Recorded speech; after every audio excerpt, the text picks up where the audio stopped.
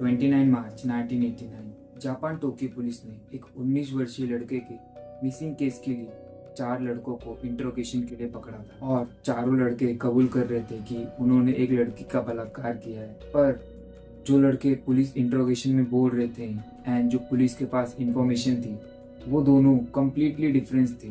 Police missing लड़के के बारे में पूछने के लिए उनको इंट्रोगेशन कर रही थी एंड वो अपना रेप केस के बारे में बता रहे थे। इसलिए पुलिस ने चारों लड़कों से अलग अलग पूछताछ की और चारों लड़कों से अलग अलग पूछताछ करने के बावजूद चारों का बयान सेम था।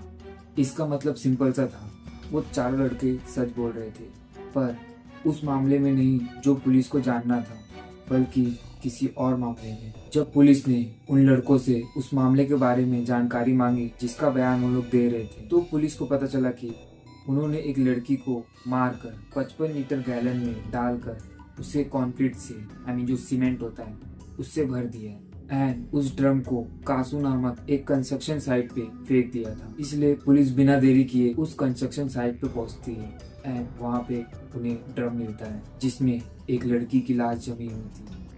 जाहिर सी बात है ये वही लड़की थी जिन्हें उन लोगों ने मारा था। लड़की की बॉडी ड्रम से अलग करने के बाद उसे पोस्टमार्टम के लिए भेज दिया गया एंड पोस्टमार्टम का रिपोर्ट आने के बाद पता चला कि मौत का कारण ट्रॉमेटिक शॉक था। यही नहीं, लड़की के स्तन में जो ब्रेस्ट होता है उसमें छोटी छोटी सुइयां पाई गई थी, यानी उसके बॉडी में छोटी छोटी सुइयां अटकी हुई थी एंड उस लड़की के बॉडी पार्ट में एक प्लास्टिक की बोतल फंसी हुई पाई गई थी। लड़की मरने से पहले प्रेग्नेंट थी एंड उसका चेहरा बुरी तरीके से बिगड़ चुका था। इस वजह से उस लड़की की पहचान करना काफी मुश्किल हो गया था।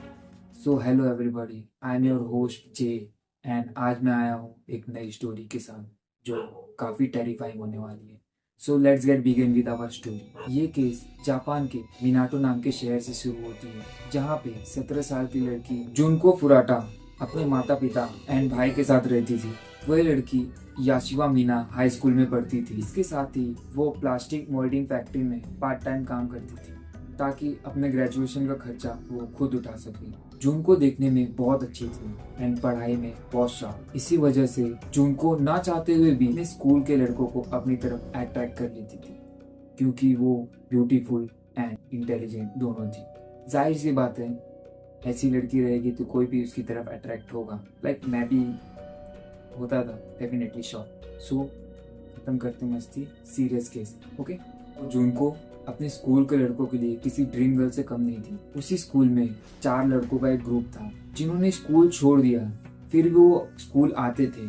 कारण ये था कि वो दूसरे लड़कों का रैगिंग कर सके एंड उन्हें कोई रोकने वाला भी नहीं था, क्योंकि उन्हें वहाँ के लोकल गुंडेस एंड पावरफुल पर्सन्स उनका सपोर्ट था और इसी वजह से सब उनसे डरते थे। उसी ग्रुप में 18 साल का हिरोशी, 17 साल का जोए, 16 साल का सिंज एंड 17 साल का याओशा वाटा नाम के लड़के थे। इसमें से जो 18 साल का हिरोशी था उसे जुनको पे क्रश था एंड उसने एक दिन जुनको को शादी के लिए प्रपोज कर दिया, पर जुनको ने उसका बहुत बैडली इंसल्ट किया एंड उसे मना कर दिया।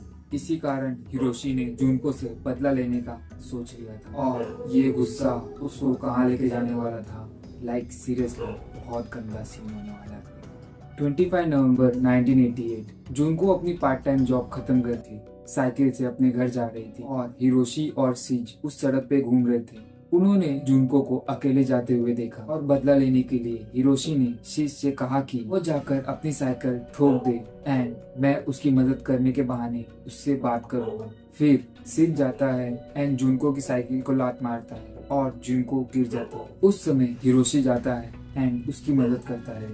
हिरोशी उसी के स्कूल में पढ़ता था एंड जुनको उसे पहचानती थी, जिसके कारण जुनको उससे मदद लेती है। वह जुनको को घर छोड़ने के बहाने एक होटल लेके जाता है एंड वहाँ लेके जाके जुनको को धमकी देता है कि अगर वो यहाँ से भागने की कोशिश या फिर किसी को कॉल लगाने की कोशिश करती है और मेरी बात नहीं मानेगी तो मैं अपने गुंडों से कह के तेरे मॉम डैड को मरवा दूंगा। जुनको बहुत डर जाती है एंड चुप रहती है। हिरोशी उस रात जुनको के साथ बहुत गलत काम करता है। गलत काम मतलब आप तो समझ गए होंगे, सेक्सुअल चीजें जब हिरोशी का मन भर जाता है तो वो अपने तीनों दोस्तों को कॉल करके बुलाता है एंड वो तीनों दोस्त भी उसके साथ वही करते हैं जो हिरोशी ने किया था।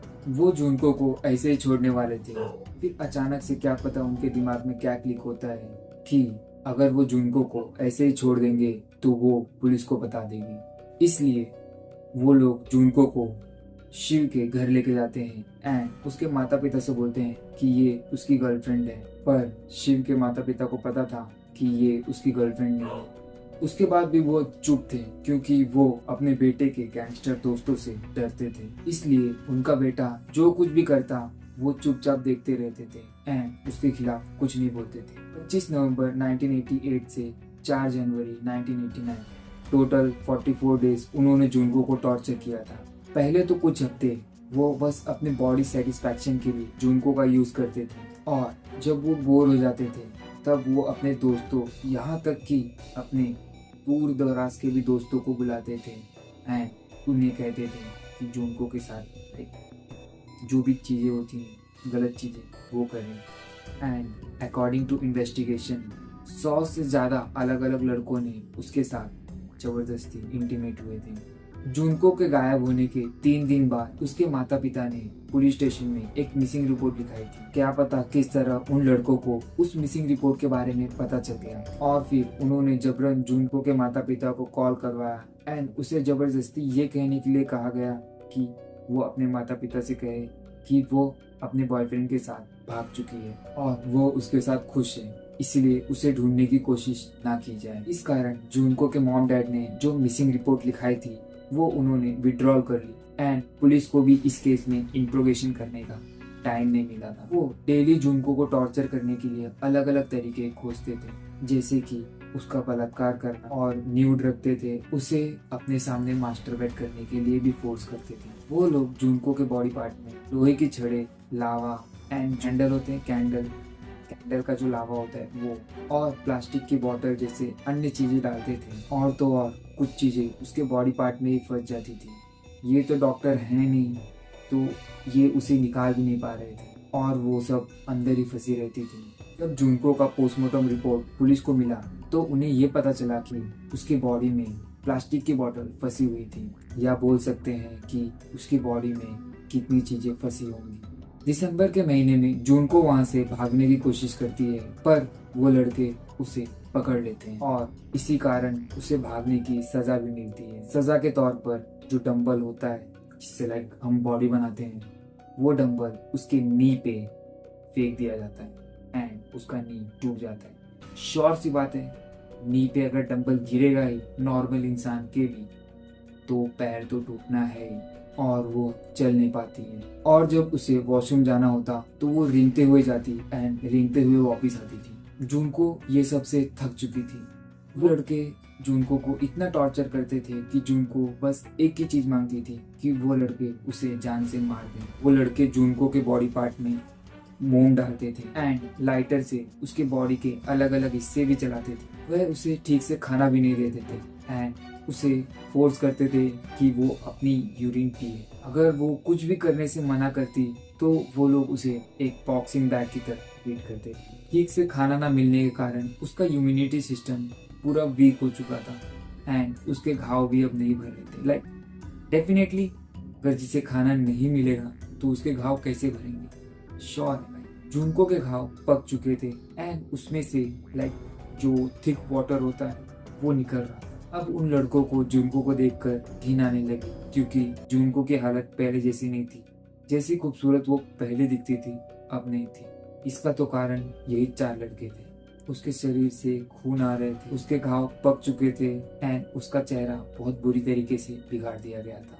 लाइक सीरियसली ये तो बहुत टेरिफाइंग है। फिर भी उन्होंने इसे टॉर्चर किया एंड ये अभी भी उसे छोड़ने नहीं वाले थे। उन्होंने जुनको के राइट साइड निप्पल जबरदस्ती प्लास से निकाल दिया। As you can think, like seriously इतना टॉर्चर डेफिनेटली मतलब लाइक उन लोग डेविल ही थे। 4 जनवरी 1989 हिरोशी अपने सारे पैसे जुए में हार जाता है और वो उस समय पे इतना गुस्सा होता है कि वो ये गुस्सा जुनको पे आके निकालता है और फिर 10 बजे जुनको अपनी लाइफ की आखिरी सांस लेती है और सोचती होगी शायद कि ये उसके लिए पीस है। जुनको के मरने के बाद वो चारों लड़के सोचते हैं कि उनका अपराध पकड़ा ना जाए, इसलिए वो जुनको को 55 लीटर के ड्रम में डालते हैं एंड उसे सीमेंट से भर देते हैं और उस ड्रम को बकासा की एक कंस्ट्रक्शन साइट पे फेंक दिया जाता है।